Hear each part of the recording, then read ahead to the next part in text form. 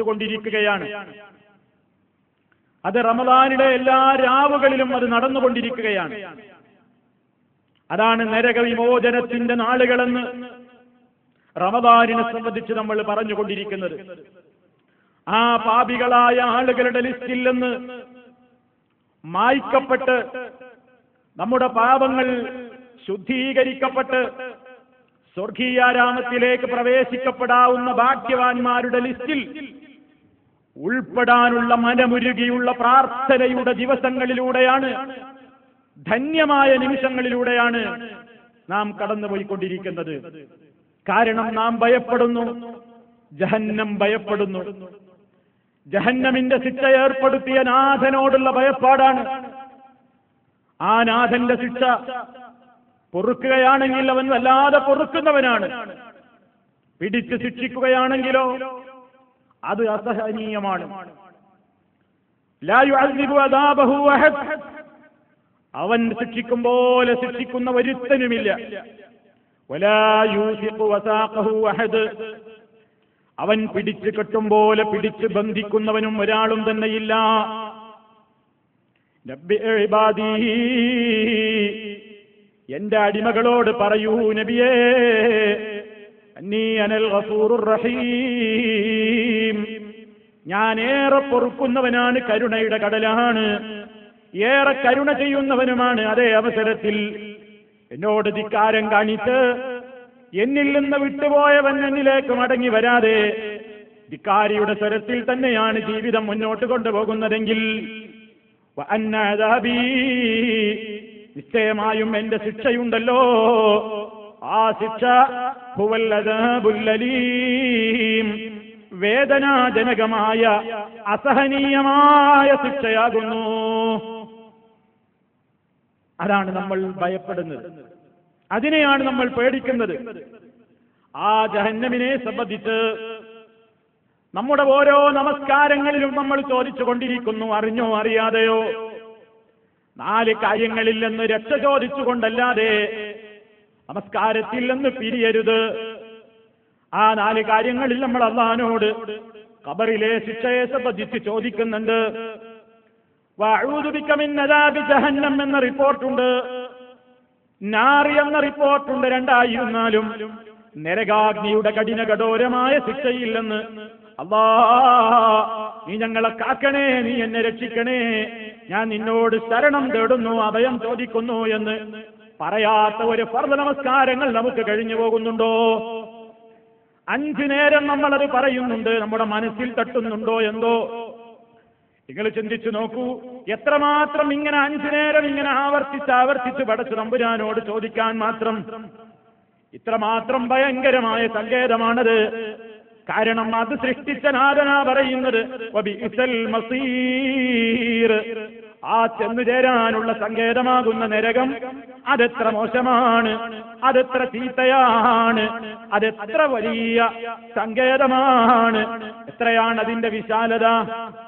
ലോകത്തുള്ള ഏത് കൊടും പാപികളെയും ഉൾക്കൊള്ളാൻ നരകം വിശാലമാണ്. എത്ര കോടി കൊടും പാപികൾ ഉണ്ടെങ്കിലും അവരെയെല്ലാം ഉൾക്കൊള്ളാൻ മാത്രം അത് വിശാലമാണ്. പരിശുദ്ധ ഖുർആൻ തന്നെ പറയുന്നത് നോക്കൂ, ലോകത്തുള്ള കോടാനുകോടി മനുഷ്യന്മാര്, അവരിൽ പാപികളാണ് കൂടുതൽ. വലഖദ് ദറഇനാ ലിജഹന്നമ കസീറൻ മിനൽ ജിന്നി വൽ ഇൻസി, മനുഷ്യരിൽ നിന്നും ജിന്നുകളിൽ നിന്നും ഭൂരിപക്ഷം ആളുകളും അതാ നരകാഗ്നിയിലേക്കുള്ള വിറകുകളാണ്. ഭൂരിപക്ഷം വരുന്ന ആളുകളെ ഉൾക്കൊള്ളാൻ മാത്രം വിശാലമാണ് നരകം. ആ നരകത്തിയിലേക്ക് ധാരാളക്കണക്കിന് ആളുകൾ ഇങ്ങനെ കൂട്ടം കൂട്ടമായി വന്നു വീണ് നരകാഗ്നി അങ്ങനെ നിറഞ്ഞു വരുമ്പോ അല്ലാഹു റബ്ബുൽ ആലമീൻ നരകത്തോട് ചോദിക്കുന്നവര് ചോദ്യമുണ്ട്, ജഹന്നമിനോട് ചോദിക്കുന്നവര് ചോദ്യമുണ്ട്. വിശുദ്ധ ഖുർആനിൽ അത് നമ്മോട് ഇങ്ങനെ പറഞ്ഞു തരുന്നു, യൗമ നഖൂലു ലിജഹന്നമ ഹലിം തലഅതി വതഖൂലു ഹൽ മിൻ മസീദ്. അല്ലാഹു റബ്ബുൽ ആലമീൻ പറയാണ്, യൗമ നഖൂലു, നാം പറയുന്ന ദിവസം, അല്ലാഹ് പറയാണ് നാം പറയുന്ന ദിവസം, ലിജഹന്നമ, ജഹന്നമിനോട് നാം പറയുന്ന ദിവസം, നാം ചോദിക്കുന്ന ദിവസം, ഹലിം തലഅതി, നീ നിറഞ്ഞുവോ, നിനക്ക് മതിയായോ? നീ നിറഞ്ഞുവോ? ഇനിയും നിന്റെ അടുക്കൽ ആളുകളെ സ്വീകരിക്കാൻ സ്ഥലമുണ്ടോ? വിശുദ്ധ ഖുർആൻ പറയുന്നു, നരകം മറുപടി പറയുകയാണ്, വതഖൂലു ഹൽ മിൻ മസീദ്, ഇനിയും ധാരാളമുണ്ടെങ്കിൽ വന്നോട്ടെ, ഞാൻ വിശാലം തന്നെ. അത്രമാത്രം വിശാലമാണ് നരകം. വിശാലമാണ് നരകം എന്ന് പറയുമ്പോൾ അതിൽ സൗകര്യങ്ങളുടെ വിശാലമല്ല. ഓരോരുത്തരും ഇടപെടുമ്പോഴെല്ലാം മക്കാനൻ ദയ്യിഖാ, കുടുങ്ങിയ ഒരു വഴിയാണ്, ഇടുങ്ങിയ വഴികളാണ്, ഇടുങ്ങിയ സ്ഥലങ്ങളാണ്. അതിന്റെ ആഴം എത്രയാണ്? നരകാഗ്നിയുടെ വിശാലത നമ്മൾ പറഞ്ഞില്ലേ, അതിന്റെ ആഴം എത്രയാണ്? നമ്മൾ നബി സല്ലല്ലാഹു അലൈഹി വസല്ലമിന്റെ വചനങ്ങൾ കൊണ്ട് മാത്രമേ അതൊക്കെ മനസ്സിലാക്കാൻ കഴിയൂ. നമ്മുടേതായ ബുദ്ധി കൊണ്ടൊന്നും പറയാൻ കഴിയാത്ത മേഖലയാണ്, തികച്ചും ഗൈബിയായ കാര്യങ്ങളാണ്.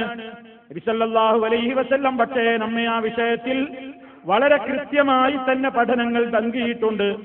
അബൂ ഹുറൈറ റളിയല്ലാഹു തആല അൻഹു പറയാണ്, കുന്നാ മഅ റസൂലില്ലാഹി സല്ലല്ലാഹു അലൈഹി വസല്ലം, ഞങ്ങൾ അല്ലാഹുവിന്റെ റസൂലിന്റെ കൂടെ ഇരിക്കുമ്പോ ഇത് സമിയ വജ്ബ, ഒരു ഘോരമായ എന്തോ വന്നു വീഴുന്ന ശബ്ദം കേൾക്കുന്നു. എന്തോ ഒരു സാധനം വന്നു വീണ കഠിനമായ ഒരു ശബ്ദം ഞങ്ങൾ കേട്ടു. ഫഖാല നബിയു സല്ലല്ലാഹു അലൈഹി വസല്ലം, നബി സല്ലല്ലാഹു അലൈഹി വസല്ലം സഹാബിമാരോട് ചോദിക്കുകയാണ് ആ ശബ്ദം കേട്ടപ്പോ, അത്തദ്റൂന മാ ഹാദാ, എന്താണ് ഈ കേട്ടതെന്ന് നിങ്ങൾക്ക് മനസ്സിലായോ? എന്താണിത് എന്ന് നിങ്ങൾക്ക് മനസ്സിലായോ? എല്ലാ സഹാബത്ത് പറയുന്നു, അല്ലാഹു വ റസൂലുഹു അലം, അല്ലാഹുവല്ലേ അറിയുക, അല്ലാഹു സുബ്ഹാനഹു വ തആലയുടെ വഹി കിട്ടുന്ന അങ്ങേക്കല്ലേ അറിയുക, ഞങ്ങൾക്കറിയില്ലല്ലോ. നബി സല്ലല്ലാഹു അലൈഹി വസല്ലം വിവരിച്ചു തരികയാണ്, നമ്മൾ മനസ്സിലാക്കണം. ഹദാ ഹജറുൻ, അതൊരു കല്ല് വീണ ശബ്ദമാണ്, അതൊരു കല്ല് വന്ന് വീണ ശബ്ദമാണ് ജനങ്ങളെ. റുമിയ ബിഹി ഫിന്നാർ, നരകത്തിൽ ഒരു കല്ല് വന്ന് വീണ ശബ്ദമാണ്. ആ കല്ല് എറിയപ്പെട്ടത് എന്നാണെന്നോ, മുൻദു 70 ഖരീഫ, 70ഓളം കൊല്ലമായി ആ കല്ല് എറിഞ്ഞിട്ട്. 70ഓളം കൊല്ലങ്ങൾക്ക് മുമ്പ് എറിയപ്പെട്ട ഒരു കല്ല്. ഫഹുവ യഹ്വി ഫിന്നാരിൽ ആന ഹത്ത ഇൻതഹാ ഇലാ ഖൈരിഹാ ഫസമിഅതും വജബതഹാ. 70 കൊല്ലം മുമ്പ് പുറപ്പെട്ട ഒരു കല്ല് നരകത്തിയിലതാ അതിലേക്ക് പതിച്ചുകൊണ്ടിരിക്കുകയായിരുന്നു. അതങ്ങനെ പതിച്ച് പതിച്ച് അവസാനം നരകത്തിയുടെ അവസാനത്തെ തട്ടിൽ ഇപ്പോഴാണ് വന്ന് വീണത്. അത് വന്ന് വീണ ശബ്ദമാണ് സഹാബിമാരെ നിങ്ങളിപ്പോ കേട്ടത് എന്ന് നബി സല്ലല്ലാഹു അലൈഹി വസല്ലം പറയുന്നു. ഇമാം മുസ്ലിം അവിടുത്തെ സഹീഹിൽ അത് രേഖപ്പെടുത്തുന്നു. നമുക്ക് ബുദ്ധി കൊണ്ട് ചിന്തിക്കാൻ കഴിയുന്നുണ്ടോ? നമുക്ക് 70 കൊല്ലത്തെ വഴിദൂരം സഞ്ചരിച്ച ഒരു കല്ല് അത് നരകത്തിയുടെ അടിത്തട്ടിൽ എത്തുമ്പോഴേക്ക് കാലം എത്ര പിടിച്ചു? അപ്പൊ എത്രയാണ് അതിന്റെ ആഴം, എത്രയാണ് അതിന്റെ പരപ്പ്, എത്രയാണ് അതിന്റെ വിശാലത?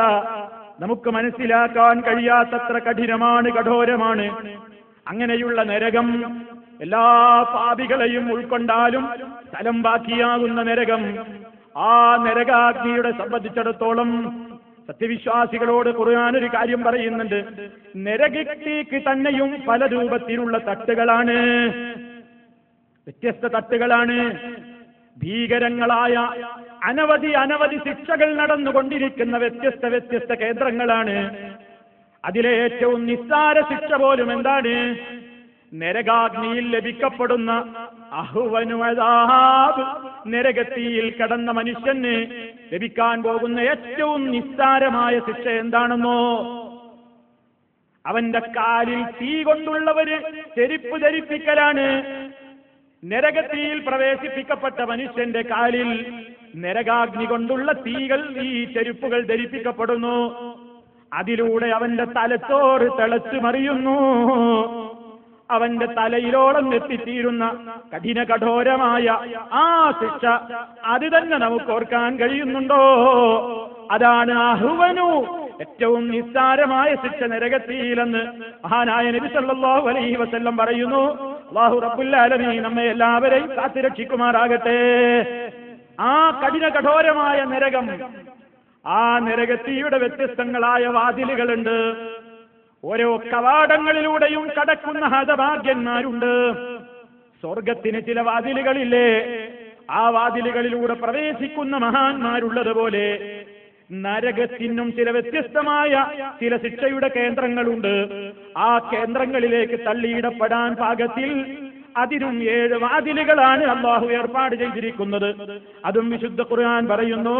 സൂറത്തുൽ ഹിജ്റിലെ 43-44 ആയത്തുകളിൽ കാണാം, വഇന്ന ജഹന്നമ ലമൗഇദുഹും അജ്മഈൻ ലഹാ സബ്അതു അബ്വാബ് ലികുല്ലി ബാബിൻ മിൻഹും ജുസ്ഉം മഖ്സൂം. ഓ ജനങ്ങളെ, തീർച്ചയായും കഠോരമായ ജഹന്നം, എല്ലാവരും അതിലാണ് വന്ന് ചാടേണ്ടത്. പിശാചിനെ പിൻപറ്റിയ സർവ്വ മനുഷ്യരും അതിലാണ് വന്ന് ചാടേണ്ടത്. ഇതിനെ വിശദീകരിച്ചുകൊണ്ട് മഹാനായ ഇബ്നു കസീർ റഹ്മത്തുള്ളാഹി അലൈഹി രേഖപ്പെടുത്തുന്നു, ജഹന്നമു മൗഇദു ജമീഇ മൻ ഇത്തബഅ ഇബ്ലീസ്. പിശാചിനെ പിൻപറ്റിയ പിശാചിന്റെ അനുയായികൾ മുഴുവനും നരകത്തിയിലാണ് അവർക്ക് വന്ന് ചാടേണ്ടത്. വിശുദ്ധ ഖുർആൻ പറഞ്ഞില്ലേ, ലഹാ, ആ ജഹന്നമിനുണ്ട്